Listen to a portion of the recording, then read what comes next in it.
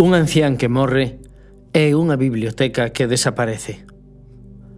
Ampate Ba.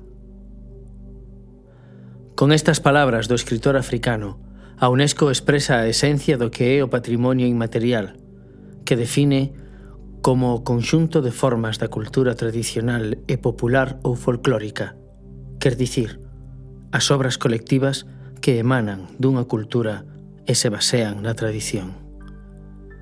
Estas tradicións transmítense oralmente ou mediante xestos e modifícanse co decorrer do tempo a través dun proceso de recreación colectiva.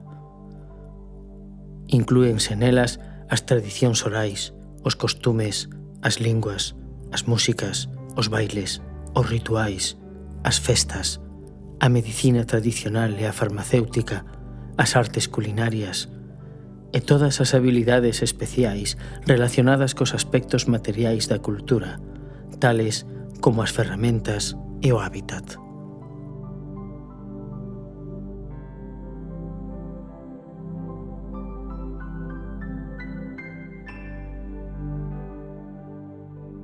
As escolas de Ponte nas Ondas, conscientes da necesidade de transmitir este patrimonio inmaterial ás xeracións futuras, asumiron o papel de axentes activos da preservación e transmisión desta cultura tradicional. No ámbito da candidatura do patrimonio inmaterial galego-portugués, o proxecto Meniños Cantores é un traballo de recreación e divulgación dunha parte do conxunto deste patrimonio.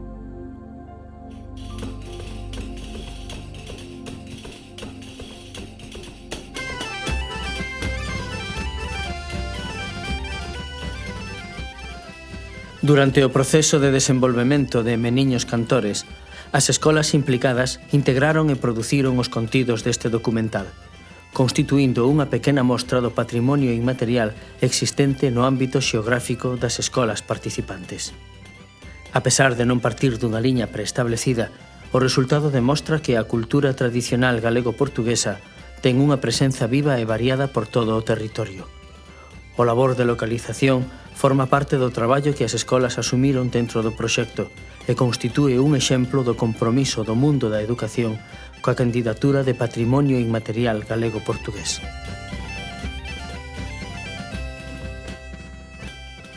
Por tanto, o que se recollen son mostras vivas deste patrimonio nos municipios de Vigo, Gondomar, Baiona, O Rosal, Tomiño, Tui, Salceda, Salvaterra, Melgazo, Valenza, Vilanova da Cerveira, Camiña, Viana, Trofa, Gondomar, Porto. O patrimonio inmaterial de carácter multinacional presenta unhas características propias diferentes ás do patrimonio material e tamén máis amplas que as manifestacións locais ou específicas dunha rexión ou país. Trátase dunha cultura que abarca un territorio compartido por varios países e que, baseada nun substrato común, preséntase cunha grande riqueza e diversidade nas súas expresións. A candidatura de Patrimonio Inmaterial Galego-Portugués recolle a tradición oral galego-portuguesa vinculada aos ciclos agrarios e da natureza que se integra nun medio natural propio.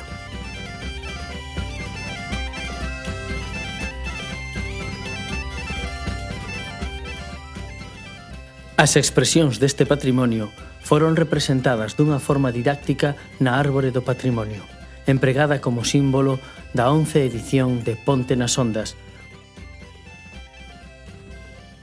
5 son as polas que representan os ámbitos máis representativos da tradición oral. Unha ampla tradición oral ligada ás actividades agromarítimas e fluviais, unha variada sabiduría e oralidade manifestada nos diversos traballos agrícolas, unha sabiduría de transmisión oral relacionada cos procesos artesanais e cos oficios tradicionais, un universo festivo, lúdico e de lecer cunhas expresións cíclicas, unha literatura oral que se expresa nunhas falas que teñen unha orixe común.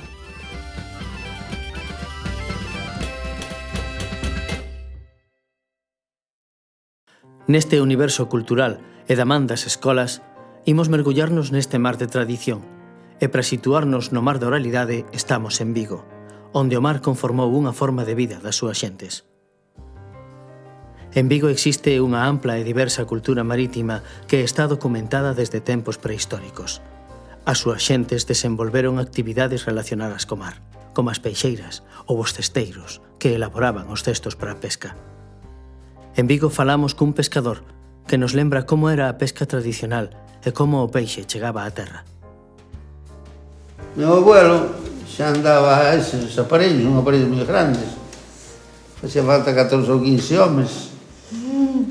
Largábanos en Chapela, na praia de Chapela, un cabo. Íamos ao medio da ría, largábamos o aparello, e desde terra tiraban todos os que viñan, tiraban. Non é que tirara só os nosos mariñeiros, o sea, tocaban o corno, e viña xente e tiraba. E despois o que viña, dábase, cando viña peixe, dábase un guiñón de peixe, unha patela de peixe. Leva a plaza peixe que non haxa. Leva a plaza. Se todas as peixeiras teñen xouvas, a xente non quere xouvas, quere xinxos. Se as peixeiras teñen todas sardiñas, non queren sardiñas, queren bocareus, para diferenciar uns dos outros. O peixe que menos hai na plaza é o que vale máis. Pero antes poñíamos a ventana, os patróns, na casa, ao mediodía poñíamos a mirar o tempo. Tamén o que ia a facer de noite. Para a noite non é para outro día, porque non había aparatos para sabelo. E polas nubes, e polo sol, xa calculaba un pouco máis ou menos o vento que ia haber, ao norte, ao sur, se ia haber moito, se ia haber pouco. E seguindo o mar da ría de Vigo, chegamos a Baiona, aonde chegou a carabela á Pinta desde América. Aquí temos as redeiras, que nos van mostrar como a súa sabiduría aínda hoxe é fundamental para facer e reparar as redes. Bueno, pois eu fun redeira. Bueno, ainda sigo cosendo algo, pero empecé aos 7 anos en Baiona, que era o que aquí normalmente era o traballo que tiñamos. Si, a rede antes era de fío, agora fan de tansa. Mas antes era moito traballo, tiñas que ir a palma, secala, tiñas que ter un cascala que se encascaba as redes para que o peixe collera máis pescado. Había moitos, era moito máis traballo do que é agora. Agora xa ven todo de fábrica, xa ven todo esta tansa, é outro porvenir, xa é outra. Atar é cando a rede na roca se rompe. Entonces atas a rede. E ao armar é cando armamos un aparello novo. Collemos a tralla con os corchos ou ben con o plomo e armamos. Mientras outras cocían a rede, eu enchía as agullas. Era unha nena, non sabía o oficio aínda, non sabía atar, non sabía nada, pois entón enchía as agullas. Agora vamos a facer aquí a albitana.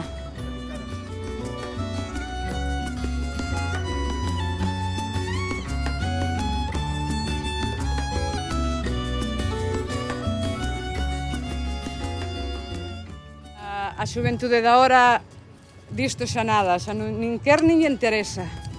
Agora xa antes non te quedaba máis remedio para axudar aos pais, porque non había outro porvenir. Hoxe máis a xuventude da hora xa tira máis polos estudios,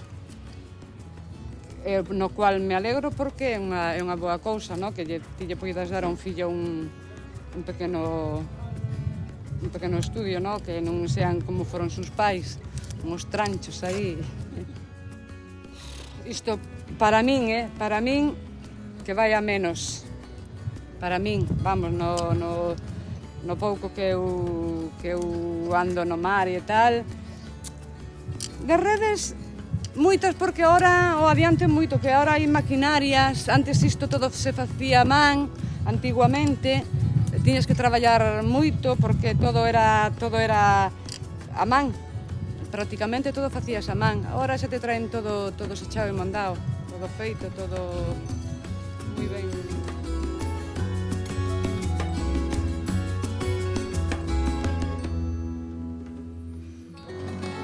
Continuando o percurso das lampreas, subimos polo río Miño e chegamos a Salvaterra, onde imos descubrir como se pescan as lampreas no río Tea. Chegamos sobre as 9, antes do cambio de hora, e encendemos, preparámonos, vimos equipados xa co bocadillo, por se hai que botar a noite, a veces de xiada hai que escapar polo frío que fai, noutros momentos que dá gusto estar non che ven o frío porque suben algunhas, este ano foi un ano crítico. Por abaixo temos outras estacadas que están esperando o mesmo que a nós, e nosa ten a ventaxa de que con río Borrento é unha estacada número 12, a cual se lle atribuye moito máis lampreas cando a agua vai máis borrenta. No medio Miño, eu tamén teño un par de pesqueiras, usamos a lampreira, e xa na zona de Arbo usan como unha especie de bitirón. En cada sitio o estilo é diferente. No Tea solamente está permitido a filga, con luces de noite, luces superpuestas por riba dunha estacada que lle chamamos, un tablado que fai como un puente, donde cual desde encima do puente tú vas divisando se veñen ou non, e tirarlle e se acertas ou non. E despois botar horas e horas e horas aí, a mellor veñen, a mellor non veñen, esperar porque non quedou de vir. E así son as noites que pasamos nós aquí, a veces de alegría e outras veces de tristeza. Despois temos no medio Miño, digamos, que son as pesqueiras da época xa dos romanos, que son feitas de pedra, e aí xe con a arte agarrada á pesqueira esa, donde o mesmo remanso a fai funcionar. A xuventud si se está metendo, pero cal é o motivo de que eles, chegando a súa hora de parranda, de marchar, abandonen moito máis cedo que nós. Casi todos os que estamos na estacada somos personas xa de 50 anos casados para arriba. A juventud ten viernes e sábados, incluso polas semanas que traballan, abandonan moi cedo, porque o que traballa non vai abandonar o traballo por culpa de botarse aquí hasta as 5 da mañá. A maioría dos de Melgaso son xente maior, saben as lunas, cousa que non nos falta por saber, saben o día que se move o peixe, e esa é unha gran ventaxa. Todo ven por tradición. Eu xa de meus abuelos empecé no Miño, e do Tea, se te acoplas a un que xa sabe, tú despois te vas facendo 3 novos socios, que eses 3 novos socios se van a facer outros 3, incluso nós temos a ventaxa que de todos cantos éramos seguimos na pandilla dos cantos de...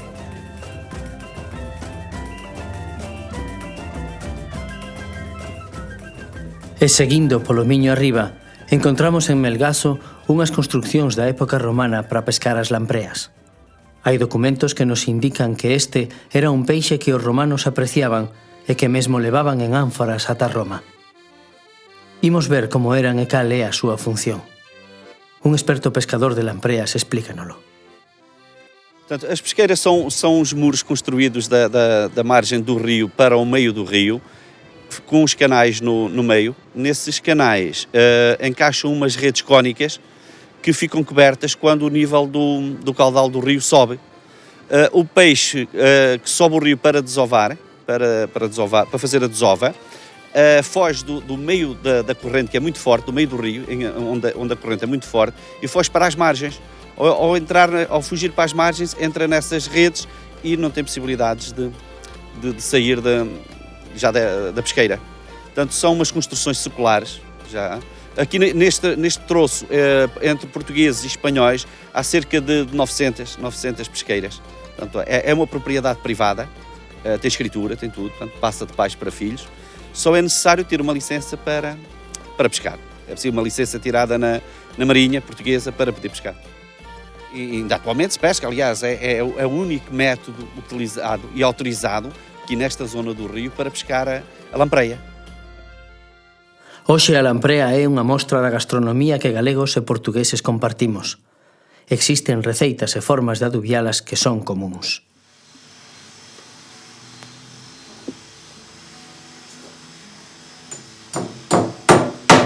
Portanto, nós prendemos aqui, a lampreia, portanto, está assim, não é? Vem aqui, nós com a faca abrimos-a, depois espalmamos-la, não é? Depois de estar espalmada, mandamos-la para o sal, após estar aqui o sal, durante o dia e meio, mais ou menos. Depois levantamos, o que é que fizemos?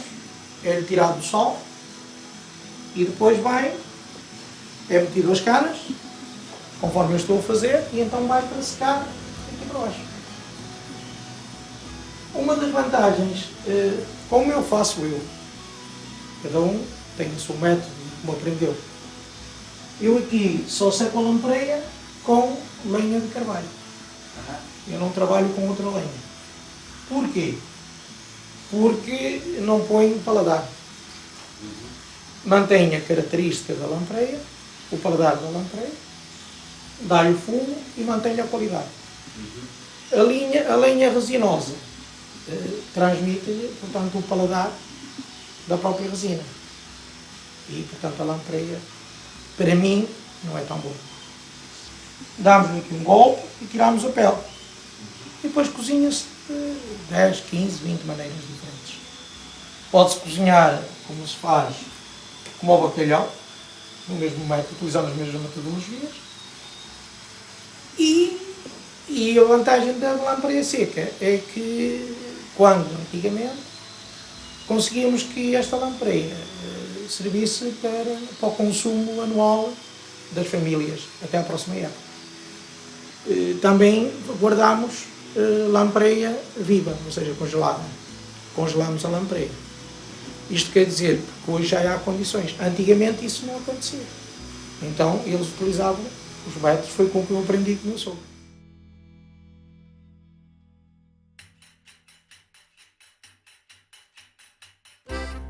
A cultura agraria ten, desde os tempos máis remotos, un forte sentimento de vínculos afectivos ca terra. A loita pola propiedade da terra non é allea á nosa historia. En Guillarei, na parroquia de Sobredo, contáronnos unha historia de loita dos campesiños contra os foros, que era unha renda que tiñan que pagar por traballar a terra, datada nos comezos do século XX. Un episodio real que xa forma parte da historia e da memoria das xentes do lugar. Un monumento lembra este episodio que nos contan. Vou vos contar a historia dos mártires de Sobredo. Antigamente en Sobredo había que dar parte da colleita ao terrateniente, que era o home máis rico do barrio, e este suministraba na Tui. Este feito chamabanlle pagar os foros. Entón a xente cansouse de ter que traballar as terras e logo darlle os beneficios ao terrateniente. Entón manifestaronse diante da súa casa. Por ali apareceu a Guardia Civil e matou unha muller embarazada a un home e deixou ferido a outro. Despois levantouse o monumento aos mártires de Sobredo e na Guerra Civil tirárono porque non lle interesaba e agora na actualidade reconstruíron. O cultivo do liño é un dos cultivos máis antigos documentado no noroeste peninsular dende época romana. O liño é unha planta que foi cultivada nestas terras ata a década dos anos 70 do século XX. En efecto, o liño xunto ca lã de ovella eran as dúas materias primas fundamentais para elaborar os tecidos para a vestimenta ou o enxoval doméstico. Case todas as familias campesiñas tiñan unha boa terra chamada liñeira dedicada a este cultivo e en moitas delas consérvase boa parte do instrumental necesario para a obtención da fibra, traballo este complexo e, en consecuencia, rico en matices culturais. Pero imos comprobar como é este cultivo en Valença do Miño.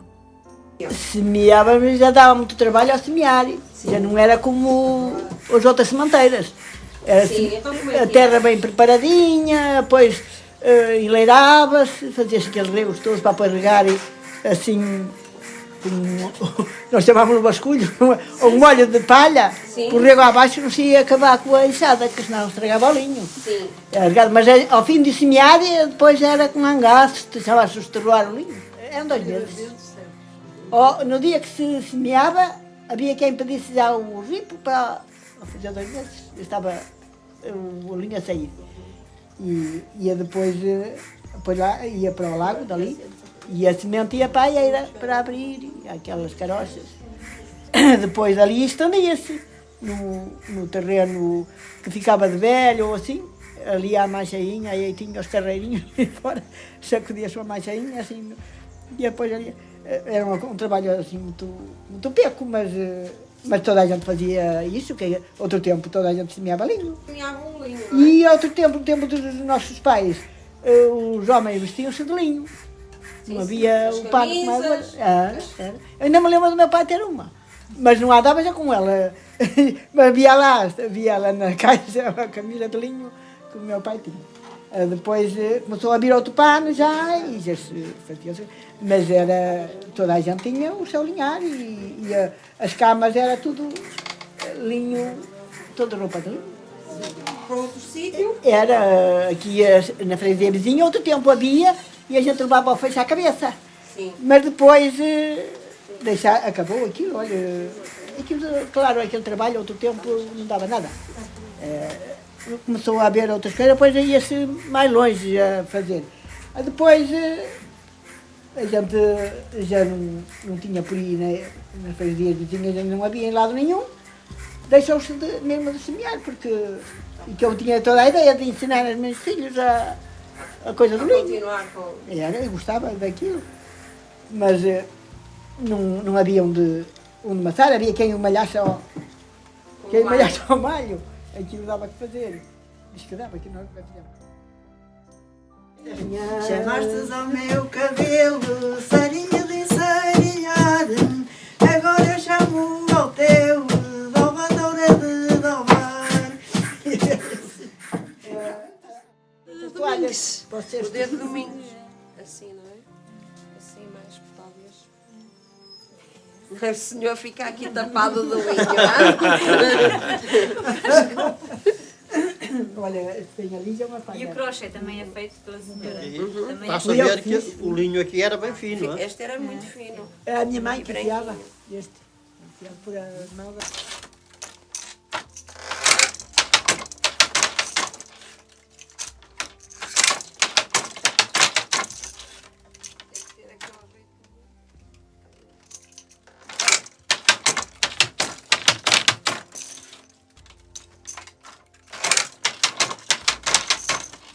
Por aqui, pelas redondezas, não há mais ninguém que tenha que fazer. Havia em sapatos é que havia lá uma que veio aqui enfiar uma teia de Essa parte. sapatos. Mas aqui por esta redondeza, tudo alguma coisa novo,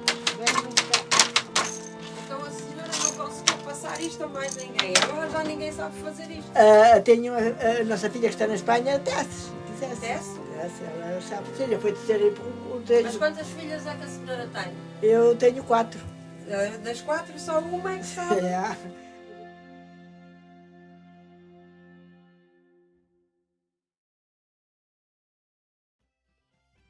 Pero o traballo tamén deixa paso á festa. E no ciclo festivo comeza o ano cas danzas de reis ou cos cantos das xaneiras. No concello de Salceda de Caselas encontramos un rancho de reis que é tradicional nesta época do ano. Un danzante contanos como se prepara este rancho de reis.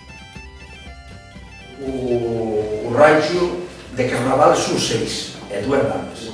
E de reis son 2 danzantes e unha dama.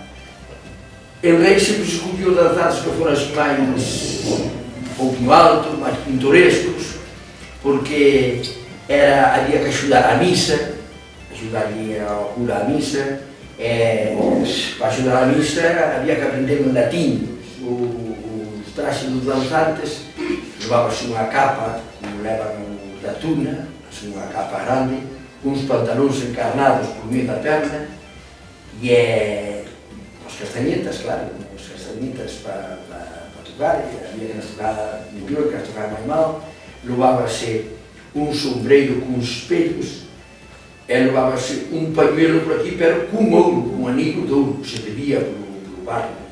E a dama levaba unha saia, conforme vos dicía, unha saia, e levábase, hoxe levase fantasía, pero que era todo ouro, pero quanto máis ouro levaba, mellor. Basta que iban homens e raparigas, todo guardando a dama para non roubar ouro. Si, ao salir da iglesia, ali mesmo, ali frente da iglesia, mesmo ali, aquilo, porque é unha roda lindísima de xinta, aquilo, e antes aquilo era Lidia, tanto por danzarse como para a xente. E dentro cantaban os reis. Cantaban, son 18 coplas de reis. Cantaba un solo, unha gaita. E despois, homens e mulleres entón cantaban que arriban que a reina, el verbo encarnado.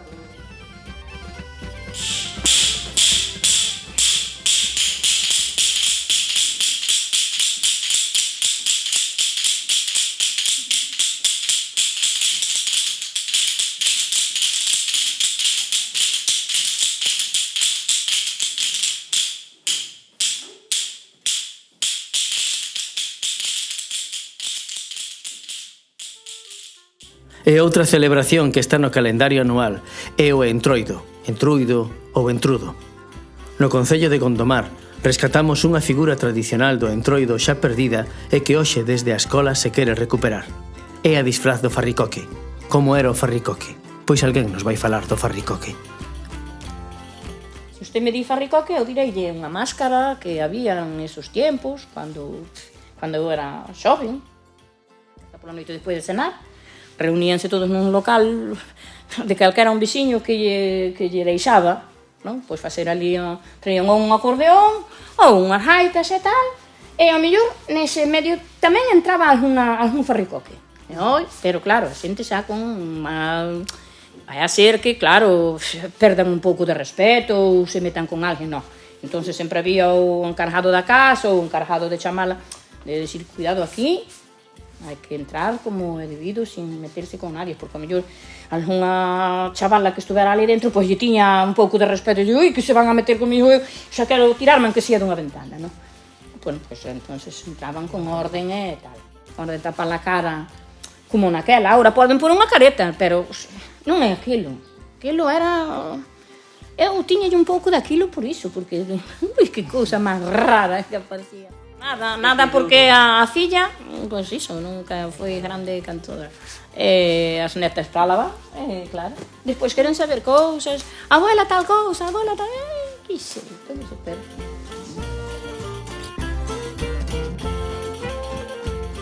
E para unha boa festa, nada mellor que unha boa treboada. Unha expresión musical con raíces comúns a Galicia e a Portugal, da que atopamos no concello de Tomiño unha boa mostra.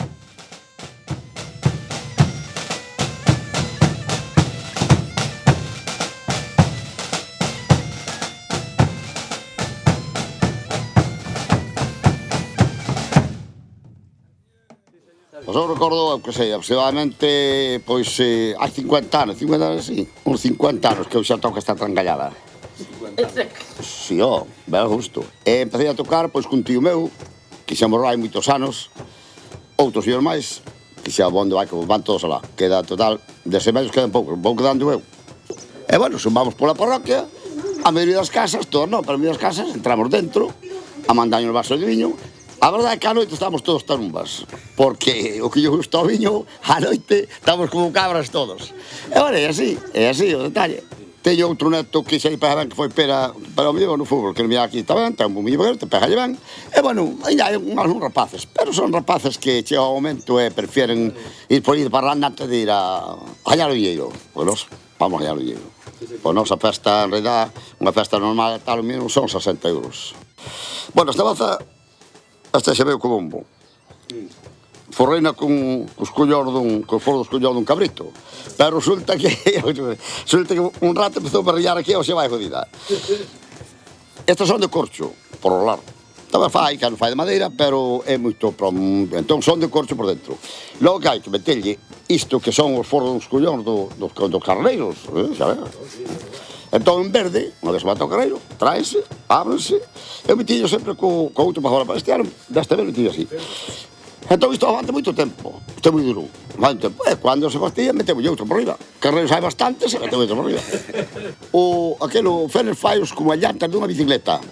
Ten unha llanta de bicicleta, adaptada ao tipo de bombo sea, ten unhas torniquetas, entón, coa llanta de bicicleta, vai elevando casi chino, vai elevando a chava tal, hasta que dobla. Pero fai os arillos e tal, bueno, pois sí, fai moi ben, moi ben, moi ben. Neniño, desarma os bombos, veña. E seguindo ca festa, Nada mellor que coñecer o que é unha das romarías máis importantes das que se celebran neste territorio que estamos a percorrer. A Romaría de San João d'Arga, no municipio de Camiña. Todos os veráns, miles de romeiros danse cita neste monte da Serra d'Arga. Un romeiro vai nos contar a súa experiencia. É uma festa que é tradicional no Alto Minho, talvez a mais tradicional, que se mantém o que era há 50 anos se mantém hoje, ou há 100 anos se mantém-se hoje. Não há nenhuma evolução sobre as outras festas que havia. Hoje em São João d'Arga mantém o mesmo, o que era há 100 anos mantém-se este ano. As pessoas vêm e alugam estes quartéis. Estes quartéis ficam de famílias para famílias. De aldeias para aldeias, quer dizer, morrem estes, ficam outros, vêm outros. Há quartéis alugados à mesma freguesia há 100 anos, talvez. E mantém-se sempre, todos os anos, essas pessoas, não se alugam a mais ninguém, aquilo está sempre alugado àquelas pessoas. Os quartéis são poucos, claro que as pessoas têm que ir. E os da parte de baixo são quartéis de venda ao público das bebidas, porque a grande tradição aqui de São João d'Arga é beber depois da refeição a aguardentezinha com mel. As músicas antigamente, e hoje ainda, não andamos nós atrás das músicas. Eles é que andam atrás dos mordomos para as meterem aqui. Porque uma música que venha aqui atuar aqui em São João d'Arga tem o ano garantido com músicas, com festivais todos os fins de semana. Assim que acaba a atuação das músicas, há 2 anos estamos aqui 200 tocadores de concertina.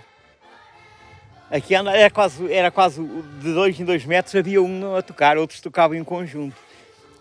É a tradição, cantam ao desafio, uns com os outros. Há pessoas que vêm de Braga, vêm de Guimarães, vêm do Porto, vêm aqui, conhecem-se aqui, não vêm do outro lado, vêm aqui. Se hai un material que fose traballado e valorado desde a antigüedade, ese foi o ouro. Na cultura castrexa atopamos excelentes mostras do traballo co ouro que, unido a unha rica simboloxía, constitúe unha das marcas de identidade deste territorio da Galaecia romana. No municipio de Gondomar, ás beiras do río Douro, encontramos un destes saberes tradicionais que aínda ten unha grande vitalidade e futuro. Vexamos como se emprega este material. Depois os 2 fios são torcidos assim, como está aqui. Está a ver? São 2? São 2. 2 parecem um agora. Depois são laminados, até aqui é trefilado, até chegar ao fio. Trefilado. E depois é laminado, depois torcido, laminado para fazer a filigrana. Isto é que é filigrana. E como é que faz a laminação disto? É no laminador. Quer dizer, achata. Primeiro está assim, redondinho, não é?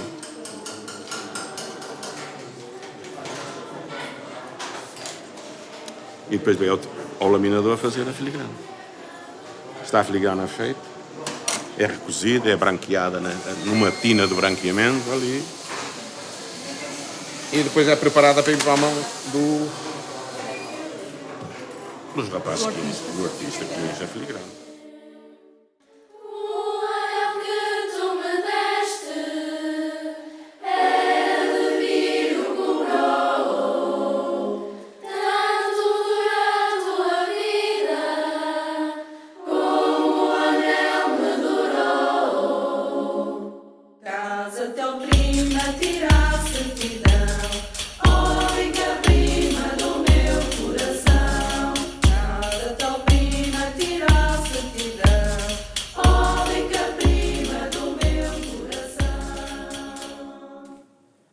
E se hai oficios tradicionais que desenvolveron unha fala propia, a xerga dos arxinas, eses foron os telleiros. Unha sabiduría que se transmitía de xeración en xeración e que os avances tecnolóxicos fixeron desaparecer xunto con todas as súas expresións. No Concello do Rosal encontramos aínda telleiros que elaboraron unhas cantas tellas e que nos contaron como era este proceso. Cando nos anos 50 e tantos empezaron a aparecer as máquinas, cun material máis perfecto, cunha calidade mellor, pois xa non tiña sentido unha máquina feia ao mellor 20.000 tellas ao día e mellor material. E un pois faía 3.000 traballando 18 horas. Entonces, quen tirou co cavaqueiro foi a evolución do mundo.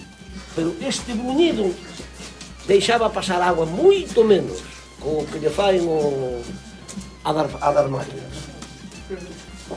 A prueba témola que hoxe temos tellar no tellado non sei, pero os historiadores sabrán mellor que eu. Pero vense tellas de a mellor 200 ou 300 anos nos tellados. Cousa que non sabemos se a que se fai a máquina vai alcanzar esa edad ou... Bueno, isto xa está moi bom. O motivo de que a mudada quedara lisa era porque co calor estas barbas, se deixamos estas barbas por aquí, secaban. E entón non había un barro compacto. E ao final, para espantar as bruxas, feías a cruz de San Solomón. Sí, como os gitanos palestinos.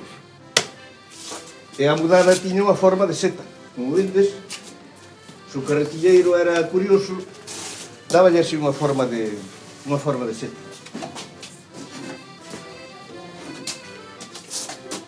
E se vendes 1, 2, 3, 4, 5. E nexo a cebarse como os cicos.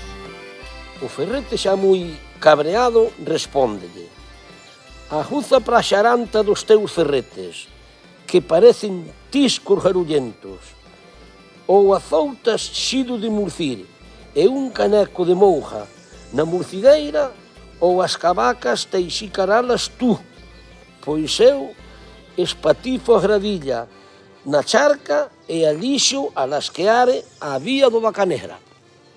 O buxe fora de sí atrévese a dicir: tú pariñas ser norzado da Meloa, donde falo eu os lerxáns para azoutar silja de murcideira. Ajuza para aquí. Os catas nexo chaspean as cabacas porque son da noca pizarrilla. Aínda nexo chaspea a chamiza de chamuscar o boleiras. A ballorteira, na fura, nexo azouta zaburro, rañoto, boiante, nin moujas sin os lerxes. Esta ceifa alombo unha chaqueta que me chega aos calmos. O darse conto ferrete que a cousa non tiña solución, di: pois este do orde, antes de toupar de garulla, ajoucha a maleta e a lixe para a galleira. Amén.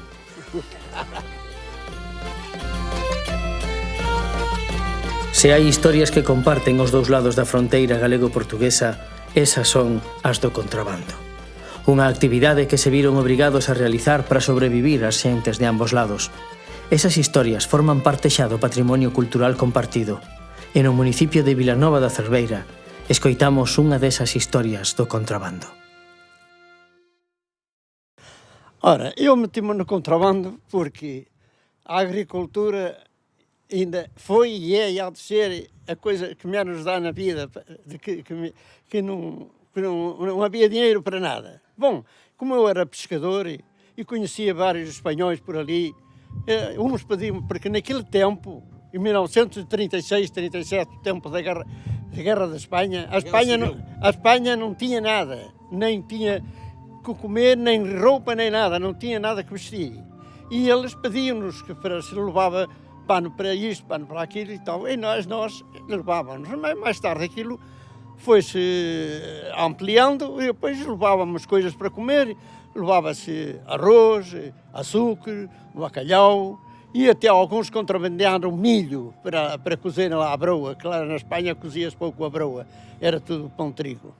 Ora, como acabo de dizer, não havia dinheiro e a gente obrigou-se muitas vezes a ir à Espanha, que era muito perigoso, naquele tempo perigoso, porque os carabineiros matavam a torto e direito, a ir à Espanha para ganhar o dinheiro, para poder viver melhor, não é?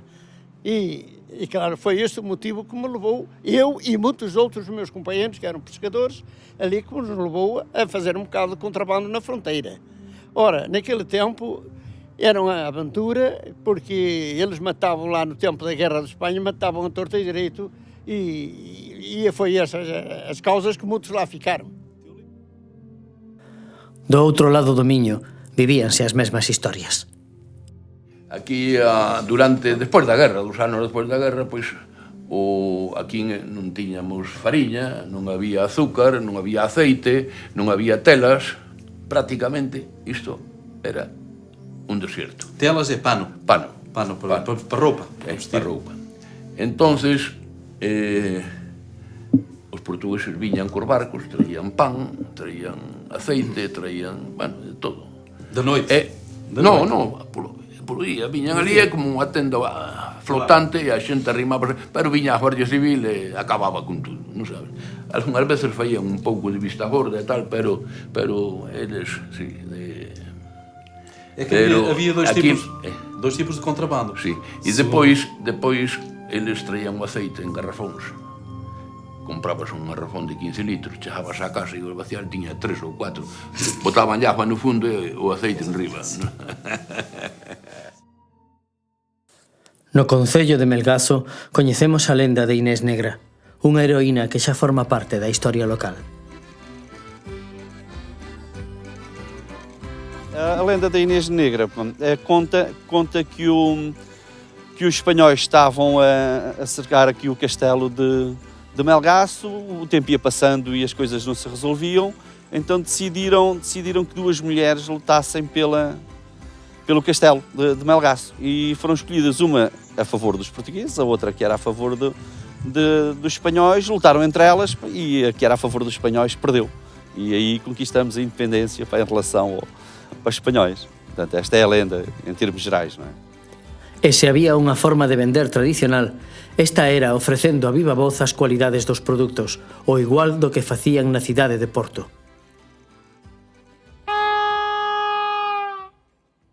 Agora viva! Agora viva! Mercas ameijoas free.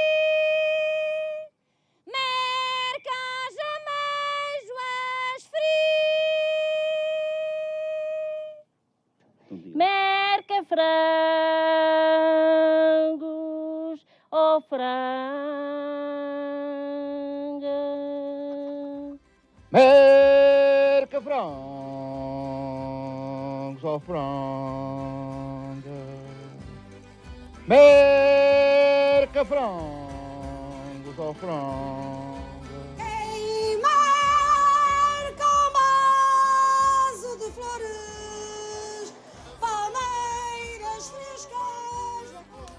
Por último, os cantos ao desafío ou regueifas constitúen unha das manifestacións máis expresivas da tradición oral galego-portuguesa. Os cantadores mostran toda a súa capacidade de improvisación, intelixencia, humor e ironía, sen esquecer o sarcasmo. Emparentadas na literatura culta cas cantigas de escarnio e maldicir, esta tradición está aínda viva no norte de Portugal e en risco de desaparición en Galicia.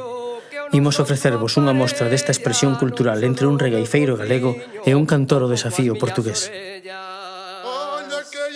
Telhas, mas embora te pareça, as orelhas que tu tens ficam-te bem na cabeça. Fícame bem na cabeça, xa me meto no asunto, que ti tes focinho Augusto, que pareces un presunto. Pois se parece um presunto, Caruncho, meu companheiro, pois quando olho para ti, pareces-me o porco inteiro. Se eu pareço porco inteiro, é tan feo que teño diante, non sei se é un rinoceronte, ten unha pinta de elefante. Tal que a regueifa en Galicia o xeito máis popular de facelo era a capela, que na zona do sur, ou prácticamente en toda a zona do sur, se chamaba tamén canto de desafío, eran os desafíos, e logo quedou o nome de regueifa un pouco pola zona de Carballo, que é onde están os últimos regueifeiros tradicionais, e ese regueifeiros quedou ese nome da regueifa porque era cando nas bodas chamaban os cantadores, cantaban arredor da regueifa, que é un bolete, unha bola de pan de broa, e dai que se lle chame os regueifeiros e que se lle chame facer a regueifa. Entonces, arredor dese pan de bola, os cantadores iban a ver quen botaba a copla máis ingeniosa. E así, bueno, pois hasta hoxe. Quer-me cortar as asas e eu até fico bonito, mas se te puseres a jeito, eu vou-te espetar com o bico. E agora canta o Carunzo, vai cantar a toda presa, tocando a manivuela e o Augusto a viola braguesa. E podes pôr a certeza, isto assim é que é falar. Para mim é um prazer com o Caruncho cantar.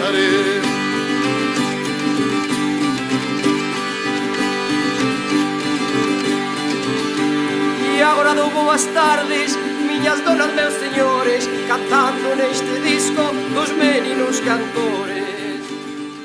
Cândido Miranda, que é o cantador da viola, como ele gosta de ser chamado, e eu acho que lhe fica muito bem. Mas não sei, quer dizer, a gente, estas questões da tradição, a tradição vai-se fazendo. As coisas não nascem da terra, nascem da cabeça das pessoas e das amizades e das partilhas. Há uma outra forma de improvisar, que é também açoriana, que é as velhas, chama-se as velhas, mas é uma forma, digamos, é uma fórmula, digamos assim, que ainda é mais complicada. Mas isso está mais ou menos na linha, por exemplo, do despique alentejano. Eu não conheço muito bem, nunca ouvi cantadores alentejanos a cantar, sei que é um exercício de cantar improvisado que requer muito traquejo, muito treino. Mas que não é, como eu digo, para quem sabe, para quem é repentista, que é o que nós somos. Depois ainda temos os brasileiros, que são muito mais rápidos ainda. Portanto, mas aquela que acho que nós nos entendemos melhor é aqui esta, que anda entre o misto da desgarrada minhota e da regueifa, ou cantar ao desafio galego também. Sí, porque onde máis traballamos nos sentimos cómodos. Aparte, conocemos o noso folclore deles e eles o noso, entonces todo se apoia. Olha que eu já tenho fama, vê lá a tua ideia minha, e eu gasto uma caixa, é fixe isto. Obriga a uma ginástica também rápida, porque para não quebrar, para não haver quebras.